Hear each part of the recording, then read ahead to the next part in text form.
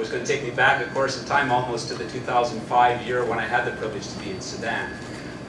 I arrived late. I guess I was trying to get into the mood of African time, because when I was there, we had wonderful warm welcomes, but it was never quite in the time frame that we thought it might be. But it was just awesome. Also, the wonderful thing that we received every time we appeared at some new place, and we traveled through that while I'm up in Khartoum and also in southern Sudan in the Juba capital area, was the warm welcome of women. In particular, they have voices there, as you know. And I don't know if they lose those voices when they come to Canada. Wonderful celebration. I expect as we get to this very important day and the days ahead that we will have some of those very vocal voice celebrations as well. But it was wonderful to be there. That was in 2005 when I was there along with Justin Lackhew in particular, who was here and very instrumental. He's worked many years for David Kilgore and also assists in my office there too. During that time when I was privileged to be in Khartoum and then finally got down to southern Sudan and to Juba itself, I visited the Juba Health Institute, which, as you know, or some of you would be aware, trains all of southern Sudan medical assistants and nurses. And it was really quite a shock to walk in there. The institute had only textbooks that were 40 or 50 years old. Some of them, most of them older than I was at that point. They had one wired up skeleton to teach anatomy. That's the only health training institute in the south of Sudan, in that part of the country. The main Juba hospital has, at that time, major needs. It presently still does. Dr. Salih Samuel, a wonderful Egyptian-trained doctor, paid $50 US per month, and that was often late. 3/4 of that went to pay for food for his family, and the rest for the school fees for his children. He had one meal a day in the late afternoon, and we shared that with him. He started his day with only heavily sugared tea. He worked with a few other colleagues there. That hospital had 7 general doctors since 1984, no specialists whatsoever. They had no x-ray equipment. Basic medical supplies were in short supply or non-existent. What I found most that took me back was when I walked into the pediatrics ward, and these dear little children.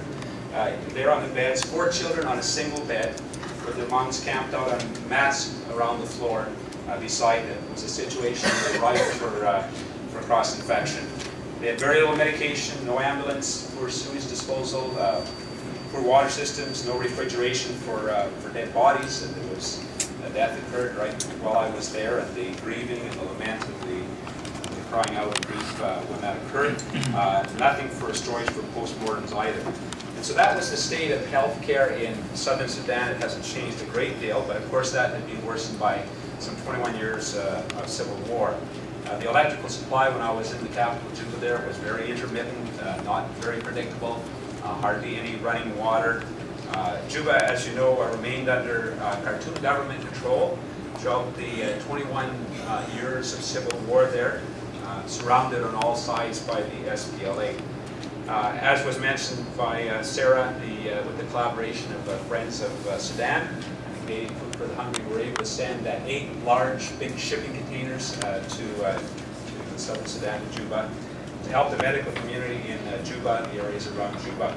Also, we helped to better equip 3 libraries there, the Juba University Library, Juba Health Institute, and the Juba Teaching Hospital with some 5,000 medical textbooks, physics books, chemistry books, biology books, math, and English textbooks.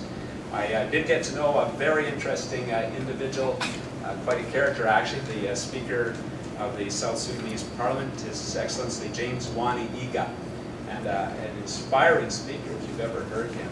He's a remarkable man, and we've had some contact since then as well.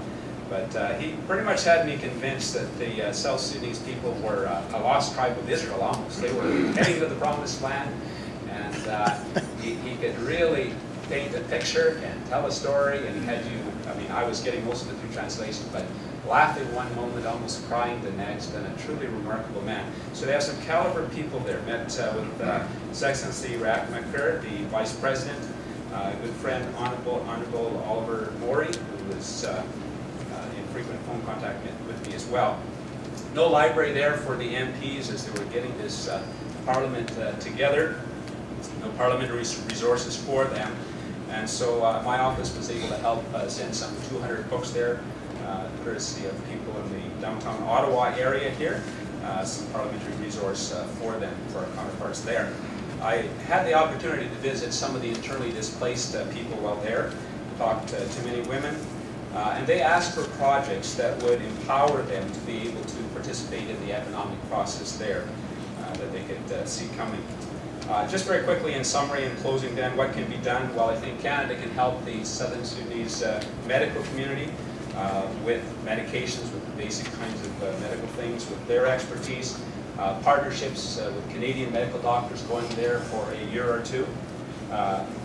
For one or two at a time for part of the year to help train those local doctors there. I think our federal parliament, by way of our Canada-Africa Friendship Group, could maybe do something in terms of establishing partnership there with the Southern Sudanese Parliament and help train regarding the rules of the parliamentary process, because they're in the infancy stages of that. Our help should focus, I believe, on education for girls, the empowerment of women, leadership issues, very important things that they will need as they get underway and attempt to be responsible representatives. Some days around this place, I'm not exactly sure we're always the best examples, but we can pass on the theoretical knowledge and some of the experiential knowledge as well, for sure. I think our teachers' federations can help South Sudan teachers with education expertise, and our schools can partner with schools there as well.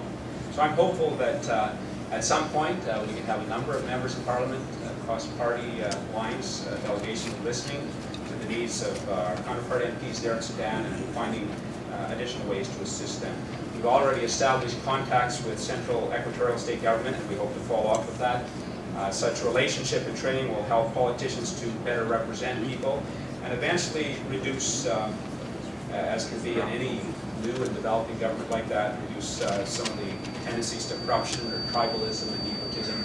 I do believe that the government there needs to be a government that represents all the people, and the SPLA, the SPLM need to learn that and have that inclusive and embracing government.